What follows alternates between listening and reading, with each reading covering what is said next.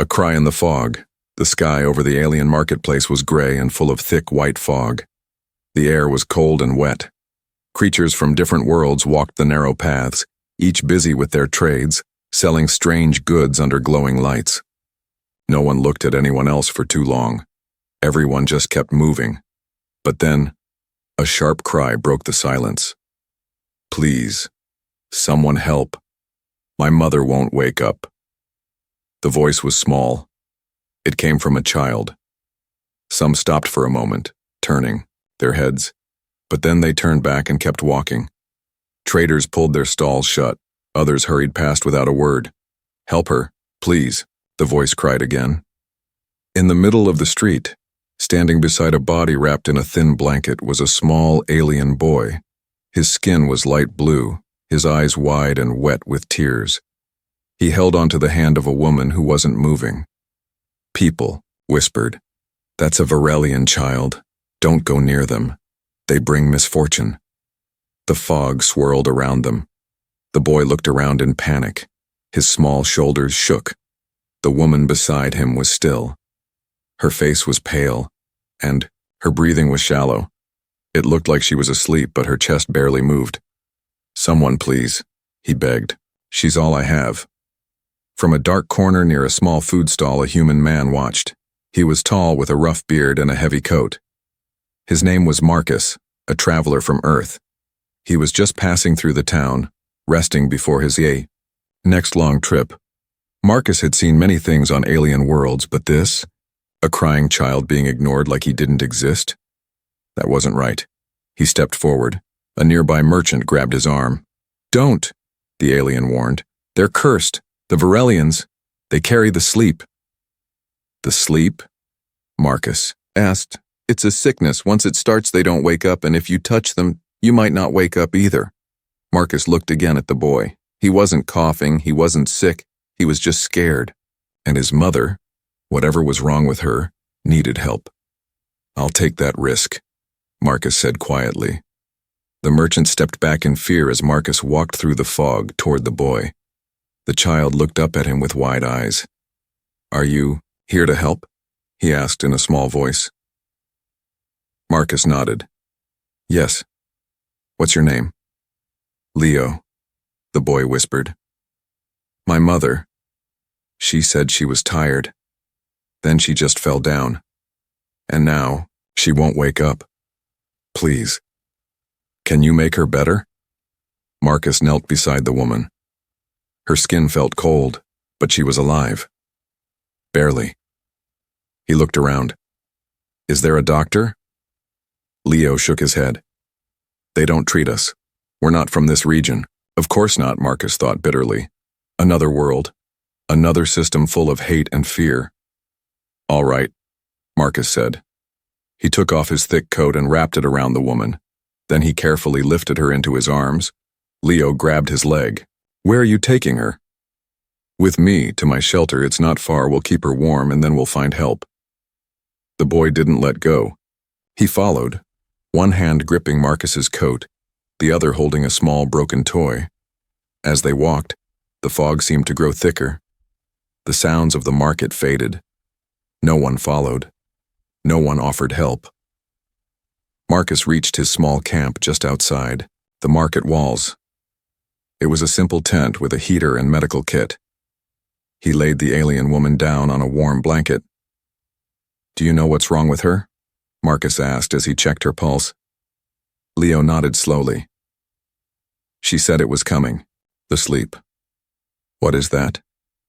"It's something that happens to our kind when we don't get enough of the green root flower. It helps keep our minds awake. Without it, we fall into sleep. But not normal sleep. It's like forever sleep." Marcus stared at the boy. "Where do I find this flower?" Leo looked down. "No one goes there anymore. It grows in the forest called Whisperwood. But it's forbidden. People say it's haunted." "Is there any left here?" Marcus asked. The boy shook his head. "Only in Whisperwood?" Marcus sighed and looked at the sleeping woman. "Then that's where. I'll go." Leo's eyes filled with fear. "You'll go alone?" Marcus looked at him and smiled gently. I'm human. We don't leave children crying in the fog. I'll bring it back. The boy said nothing, but he nodded slowly. For the first time, someone had listened, and the fog didn't feel so cold anymore. The sleep that kills. Inside the small shelter, just outside the market wall, the cold wind howled against the fabric of the tent. But inside, it was warm. The heater buzzed quietly. The alien woman lay wrapped in blankets, still not moving. Her skin had gone pale blue, her breathing shallow, just like someone falling deeper and deeper into endless sleep. Marcus sat beside her, wiping her forehead with a warm cloth. Across the room, little Leo sat cross-legged on the floor, clutching his broken toy close to his chest. His large eyes stared at the floor, his tiny shoulders trembling. Leo, Marcus said softly, you need to tell me everything about this sleep. Leo looked up. It's called the Drava Kneel. In our language, it means the deep fade. It happens to adult Varelians when they lose something our bodies need. Without it, the brain begins to shut down. First memories, then speech, then the heart. What do you lose? Marcus asked. Leo whispered. Greenroot. Marcus frowned. That's the flower you mentioned. What is it exactly? It's a plant that grows in certain places on our planet, not many. My mother used to drink tea, made from its leaves every few days, but we ran out 2 weeks ago. She tried to stay strong for me, but I saw her getting weaker. And now, the boy's voice broke. Marcus placed a hand on the child's back. You did good. You didn't leave her. And now, I won't leave you. But what will you do? Leo asked. People don't go near the Greenroot Grove. They say it changes people.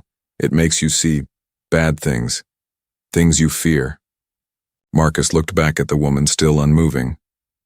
Fear doesn't stop me. Leo blinked. Why? Because where I come from, Marcus said, we have a saying, no one gets left behind. If I leave her now, she'll die. I won't allow that. Leo swallowed hard. The grove is called Whisperwood. It's 2 miles east past the Red Dunes, but it's haunted. Marcus stood, grabbing his travel pack. Then I'll leave before sunrise. I need you to stay here, Leo. Watch over her. If anything changes, you call me on this. He handed the boy a small comm device. The boy nodded, still scared, but trusting. The next morning, before the suns rose, Marcus walked toward the east, past the dunes, toward the forest. The locals only whispered about Whisperwood. He saw the trees before anything else. Unlike the rest of the dry, dusty land, Whisperwood was green, too green. The leaves glowed faintly in the darkness. The air around it was still, unnaturally still. Even the wind stopped at its edge. Marcus stepped into the trees, and the forest breathed. Not like wind, not like birds, but like something alive was watching. Suddenly, Marcus heard something. You left him, Marcus. The voice was soft, almost human, familiar. It sounded like his brother's voice. His brother, who died years ago in a shuttle crash on Mars. Marcus spun around. No one was there. He took another step. Why did you let me die? The voice whispered again. Marcus froze. These were tricks, illusions. But how could it know? He pressed forward. The plants moved on their own, opening and closing paths. Strange, lights flashed between the trees and the sounds of whispers filled the air. But then he saw it, a patch of silver-green flowers, glowing gently under a strange, bent tree. The Greenroot. As he reached for it, the voice returned. One life isn't worth the risk. Walk away. Marcus shook his head. Not this time. He picked one of the flowers, carefully placing it inside a sealed pouch. The forest seemed to shift. Suddenly, a tall shadow appeared in front of him. It was not real, but it felt real. It looked like him, another version of Marcus. But this one had cold eyes and blood on his hands. You can't save her, the shadow said. You never could save anyone. Marcus stared at it. I may have failed before, but I won't now. And with that, the vision vanished. The whispers faded.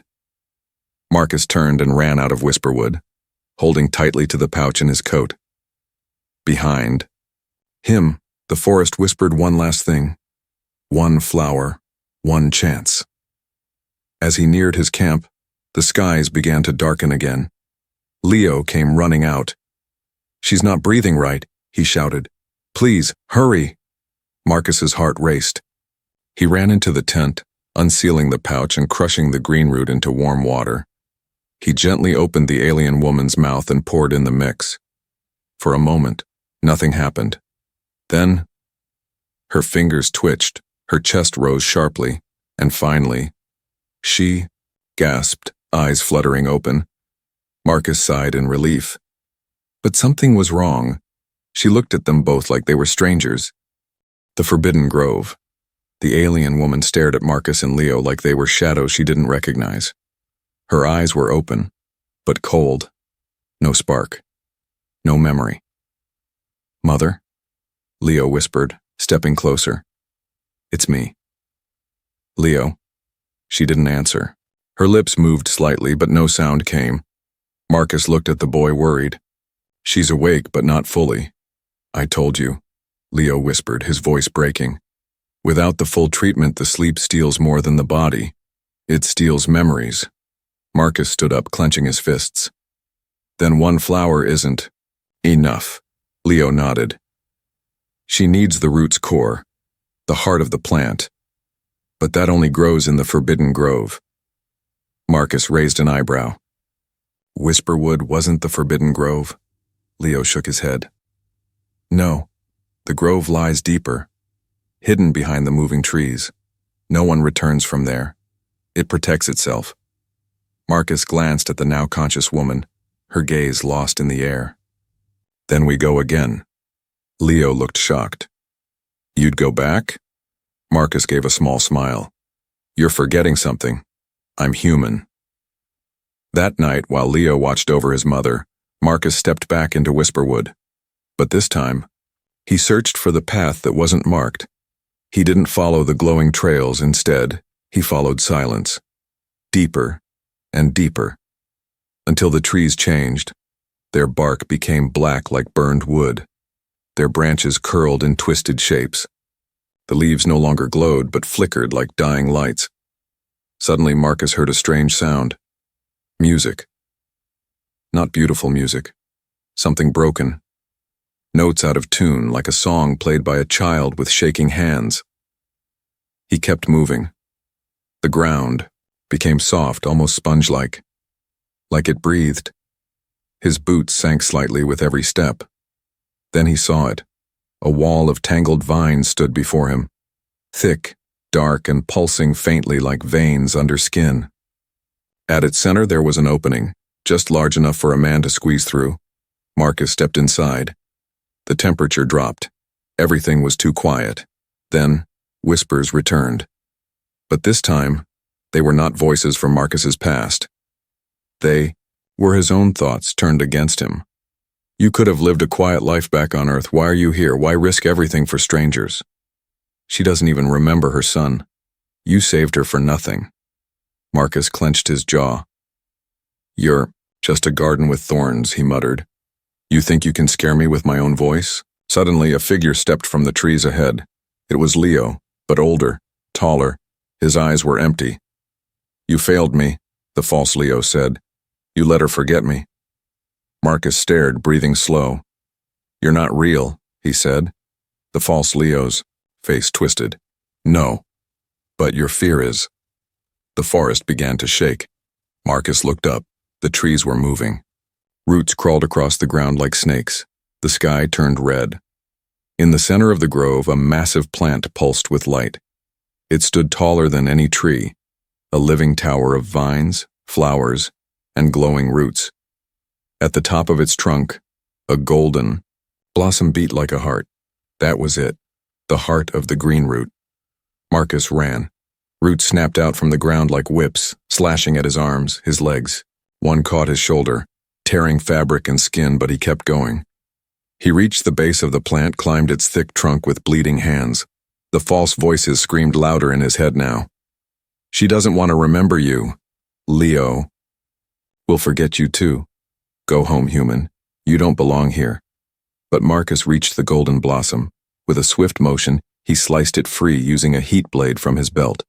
The forest let out a scream. Not loud, not from one voice, but from the trees, the air, the ground.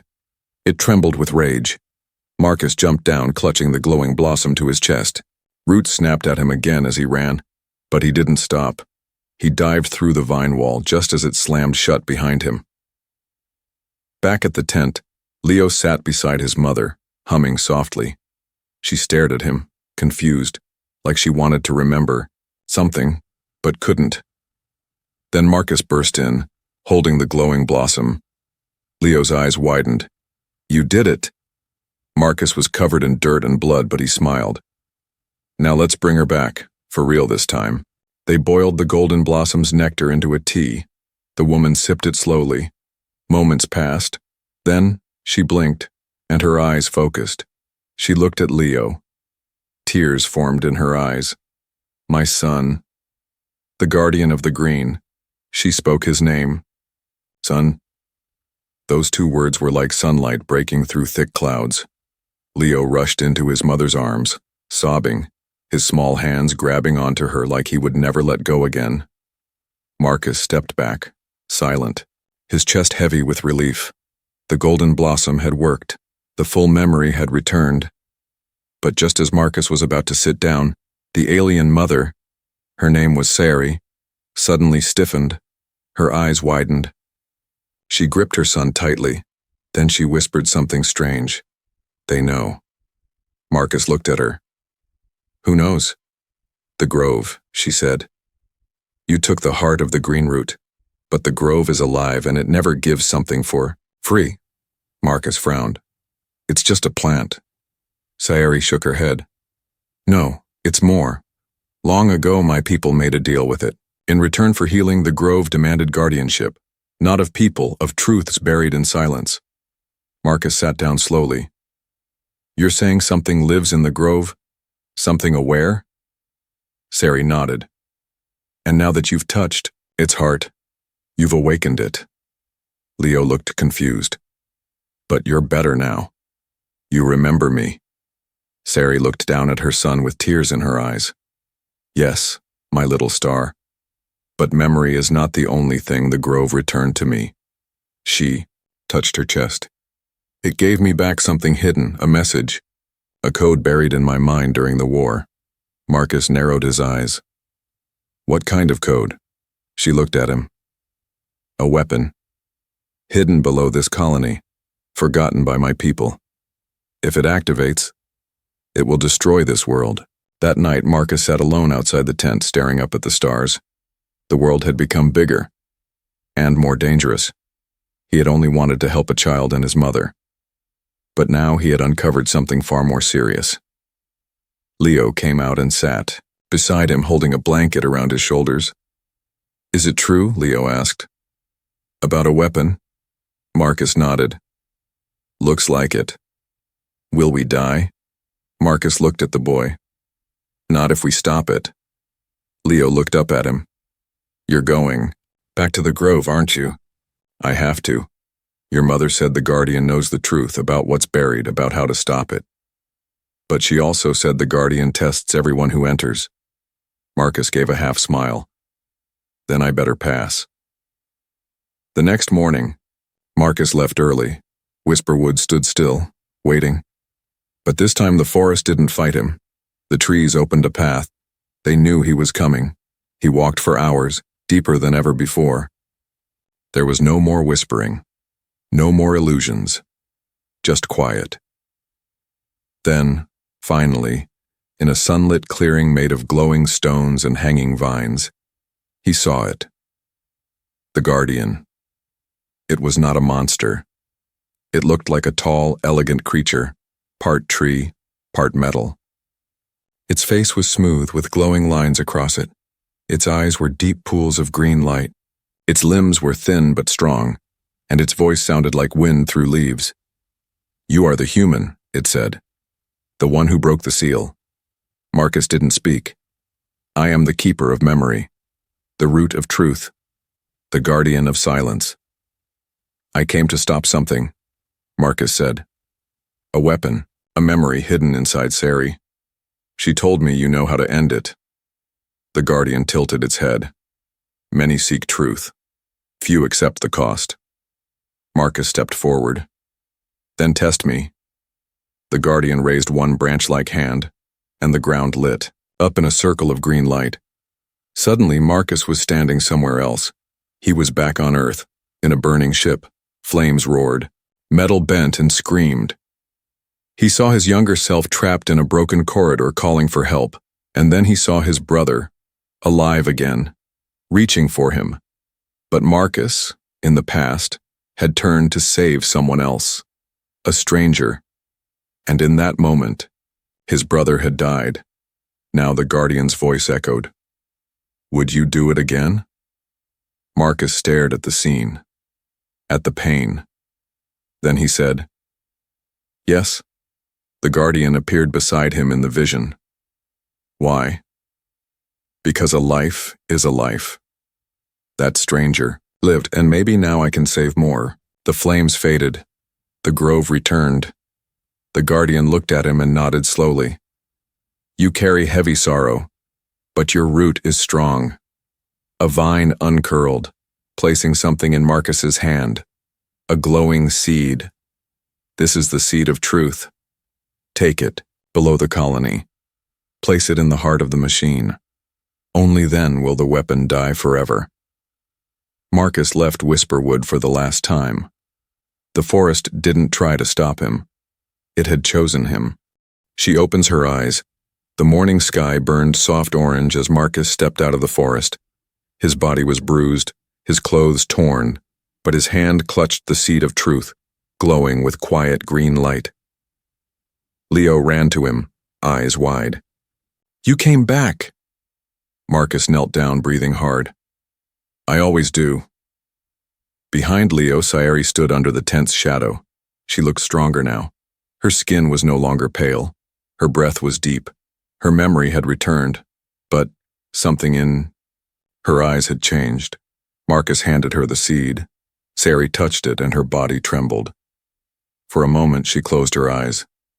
When she opened them again, they glowed, not brightly, just enough to show something was awakening inside her. She fell to her knees. "Mother," Leo cried.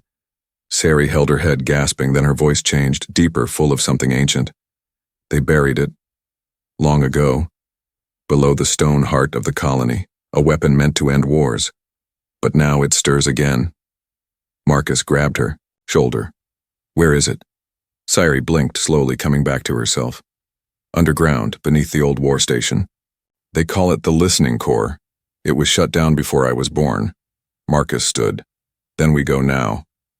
The trio, Marcus, Leo, and Sari, moved quickly through the outer fields toward the ruins. The colony guards didn't try to stop them. Many had already abandoned their posts after rumors of strange visions and shaking ground. The air buzzed with tension. Sari guided them to a half-buried entrance behind the old walls. "This is it," she said, her voice steady. "It's not locked. It was never meant to be opened again." They climbed down a rusted stairwell into the dark. The temperature dropped with each step. Marcus turned on a small light from his pack. The walls were lined with dead monitors and strange writing in Sari's native tongue. Leo held tightly to his mother's hand. When they reached the bottom, they found a large door, made of silver alloy, untouched by time. In the center was a small circle, just the size of the seed Marcus had brought. He looked at Sari. She nodded. He placed the seed into the circle. The door hummed. Then it slowly opened. Inside was something beyond their understanding, a room glowing with floating crystals and humming machines. At the center stood a massive orb suspended by nothing. Inside the orb, something pulsed. Sari stepped forward. "I remember now," she whispered. "This was my mission. Years ago, I was a pilot in a secret program. They planted a command, signal deep inside my memory. In case this weapon ever woke up again, I was to return and shut it down. Why didn't you remember? Marcus asked. I crashed before I could deliver the signal. I forgot everything. Until now? She raised her hands. A beam of light scanned her. The orb responded, its color turning from red to green. But then, alarms screamed. The orb flashed. The walls trembled. What's happening? Marcus yelled. Sari turned to him, her eyes wide. The system doesn't trust me. It senses I've changed. I'm not the same as I was before. The orb's hum grew louder. From the corners of the chamber, mechanical limbs unfolded, armed with plasma and sensors.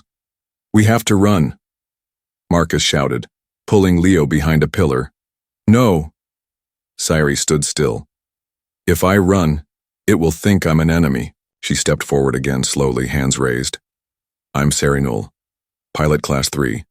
Memory code 447 Zion Theta. I command you. Shut down. The orb paused. The lights froze mid-flash. Then, silence. The limbs withdrew. The orb dimmed. The hum faded. Sari dropped to her knees, sweating. Marcus stepped out, stunned. You did it. She nodded. The weapon, it's asleep again. Leo ran to her, hugging her tight. Marcus looked at the orb. The danger was over, but the memory of it would never fade. Back at the tent, hours later, they sat under a quiet sky. Sari looked up at the stars. I was ready to die out there in the fog. I thought my life was already over. Marcus smiled gently. It was just beginning. She looked at him. You saved me. You saved my son. No, Marcus said. He saved you. His cry brought me here. Sari looked at Leo sleeping beside her. Then she turned to Marcus and asked, Why did you come when no one else did? Marcus looked away for a moment, then said, Because I've heard that same cry before. From someone, no one, helped. I couldn't ignore it again. Sari said nothing, but her hand found his. Quiet. Strong. Truth buried in memory. The silence after the shutdown was almost too quiet. No alarms, no flashing lights. Just the soft breathing of Sari and the hum of Marcus's handheld light. They had done it. The weapon was sleeping again, but as they walked back up from the underground vault, Sari looked distant, like she was still hearing something no one else could hear. Something's wrong, she said softly. Marcus glanced at her. What do you mean? It's over. No, she whispered. Not over. Paused. The system didn't shut down completely. It linked with me. It passed something back. They stepped out into the cool night air. Above them, the stars blinked, like eyes. Back at the tent, Leo lay asleep wrapped in a blanket. Marcus sat beside the small fire, adding another stick. Sari sat across from him, her arms around her knees. Then she spoke. I remember the war now. All of it. Marcus looked up. You were a pilot. You said that already. She nodded. Yes, but that wasn't all. I was part of a memory experiment, a secret project to store data in the minds of soldiers, living storage units. You were a walking vault, Marcus said. Exactly. They stored battle maps, launch codes, and weapon protocols inside us, hidden deep in parts of the brain only the right signals could unlock. And when you crashed, I forgot everything. My mind protected itself by locking the data away, but now it's coming back. She reached into her pouch and pulled out a small chip, the one Marcus had seen her wear around her neck since he found her. This was supposed to erase me if I fell into enemy hands, she said. But it failed. Marcus leaned forward. So now you're carrying the knowledge of a superweapon, and the machine underground knows that. She nodded. Worse. It's waiting. Marcus stiffened. For what? For a command. From me. The next morning, the air had changed. People in the colony were whispering. Rumors spread fast. Someone had gone into the Whisperwood and returned. Someone had found the old station. Someone had touched the weapon that should never have been touched. By noon, strangers began arriving at the edge of the colony. Tall, armored Varelian soldiers. They wore green and black uniforms, and their eyes held no warmth. Marcus saw them first. "Visitors?" he said bitterly. Sayuri stared at them, through the tent's opening. "No, they're not visitors," she said. "They're trackers." "Looking for you?" "No, looking for what I remember." The soldiers approached slowly. The leader stepped forward, a tall female Virelian with silver markings on her forehead. "Sayuri Null," she said, her voice sharp. "You are under silent code recall. You are to return with us immediately." "I'm not part of the fleet anymore," Sayuri said calmly. "You hold memory that doesn't belong to you," the officer snapped. "You've reconnected with the Grove. That alone makes you unstable." Marcus stepped in. "She shut down the weapon. She saved all of you." "She broke a sacred seal," the officer growled. "She is now dangerous." Marcus reached for his weapon. "You're not taking her." But Sayuri stepped between them. "Marcus, it's all right." "No, it's not," he said, eyes hard. "I have an idea," she said quietly. That night, Marcus stood alone with Sayuri outside the grove. The moonlight made the trees glow faintly. "You're really going to let them take you?" he asked. She shook her head. "I'm going to give them something else." She held up the chip. "They don't want me. They want this." "You'll give them your memories?" She smiled. "No, I'll give them a copy." Marcus blinked. "And the original?" "Will stay in safe hands. Human hands." She handed him the real chip. "You're the only one I trust," she whispered. Marcus hesitated, then took it, tucking it inside a pouch on his belt. "What happens if they find out?" Sayuri smiled, sad but brave. "Then I'll buy you time." The next day, Sayuri walked calmly into the soldier's ship. She gave them the decoy chip, and they flew away into the stars. Leo cried silently as he watched the sky. Marcus stood beside him, hand on his shoulder. "She gave everything," Leo said, "just to keep me safe." Marcus nodded. "And now, it's our turn to protect her memory." Leo looked up. "What do we do now?" Marcus smiled faintly.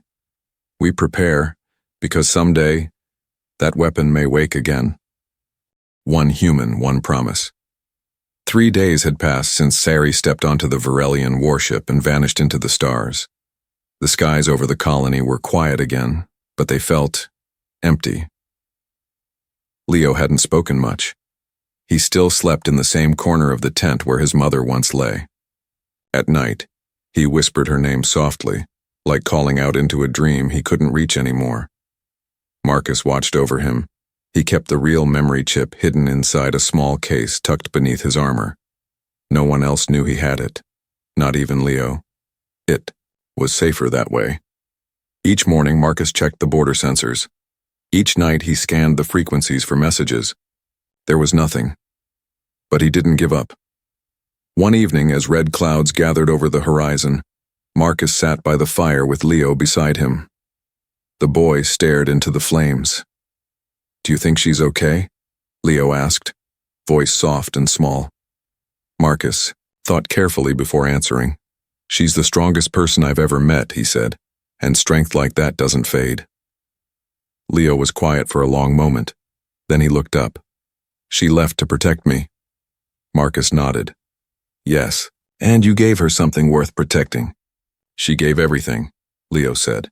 Marcus looked down at the fire. "No," he said after a pause. "She gave a promise, and now, it's ours to keep." Later that night, Marcus activated a private transmission line using an old Earth device. He inserted the chip into a secured data slate and watched as a soft blue glow pulsed across its surface. Then something unexpected happened. A voice spoke. Not Ceres, not the Guardians, but a calm female voice in ancient Virelian. Level 3 core access detected. Human identity confirmed. Guardian override engaged. Marcus blinked. What? The device projected a small 3D hologram. It showed a star map. Several worlds were marked in red. Then a sentence appeared on screen in simple, translated language. They are building more. The weapon under this colony was only the first. Others will follow. Marcus stared at the map. Each red mark, each glowing point, all potential doomsday sites. And the chip he held? It was the key to unlocking and shutting each one down. The next morning, Marcus packed quietly. He placed the chip into a double-locked case and attached it to the inside of his chest armor. He took food, water, maps, and a long-range communicator. Then he turned to Leo. "I have to go," he said gently. Leo stood still. "Are you leaving me too?" Marcus walked over and knelt. "No, I'm preparing the way. For both of us." Leo's eyes filled with tears. "What if you don't come back?" Marcus smiled softly. "Then one day you'll go further than me." He handed Leo a smaller data pad, a learning device loaded with everything Marcus had collected: languages, maps, survival knowledge, stories from Earth. "You'll study, train, grow strong. Like you?"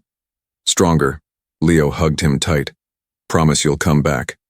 Marcus held him. "I promise I'll try. And I never break promises." Marcus left that afternoon under a purple sky. The people in the colony watched from afar. They didn't speak. They had heard the rumors. The human who entered the grove, the man who stopped the old machine. They didn't know his name, but they would remember his story. Marcus's journey began on foot. Then he took a small skimmer he salvaged from a junkyard. He followed the star map from the chip. The first world was barren, but deep under its sands, he found a buried vault, humming quietly. Another orb, another seed of destruction. This one didn't welcome him. He was attacked by automated guardians. He fought with everything he had, burned his hands, cracked a rib, nearly lost his right eye. But he made it, and when he placed the chip against the core, it calmed. He spoke Ceres' name. He said Leo's name, and the machine went silent. That was one. On the second world, the vault was still being built by a private Virelian group, mercenaries, not soldiers. They were shocked to see a human standing alone outside their gates. They mocked him, laughed at him, until he showed them the chip, and then they ran. Marcus didn't fire a shot. He simply walked inside, shut the system down, and left a message carved into the metal wall. "This is not your weapon. This is not your war." He traveled for months, from dead moons to overgrown jungles, each time a different test, sometimes physical, sometimes mental, sometimes emotional. In one vault, the system showed him Ceres' face, crying, begging him to come back. He nearly gave in, but he remembered her words. "I gave you this because I trust only you." And he pressed forward. Back at the colony, Leo studied every day. He grew older, wiser. He trained with old machines Marcus left behind.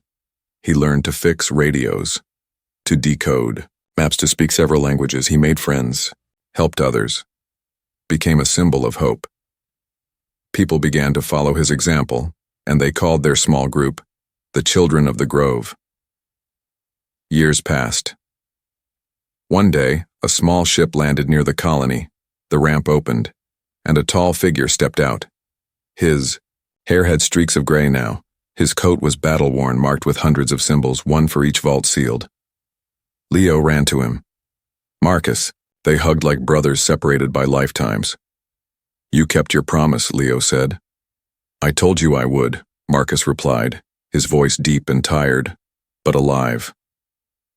That night they lit a fire just like old times. Marcus handed Leo a new map. "There's more," he said. "Too many for one man now." Leo nodded. "I'll go." Marcus smiled. "I know." Leo stood, looking up at the stars. "She'd be proud of you," he said. Marcus didn't answer. His throat was tight. Instead, he placed something on the ground, a small stone with a symbol carved into it, a symbol of a flower, the green root. Beneath it, 3 words: one cry, one life, one promise. And across the galaxy, in places long forgotten, strange machines fell silent one by one, because one human listened when no one else did, and one child's cry changed the course of history. The end.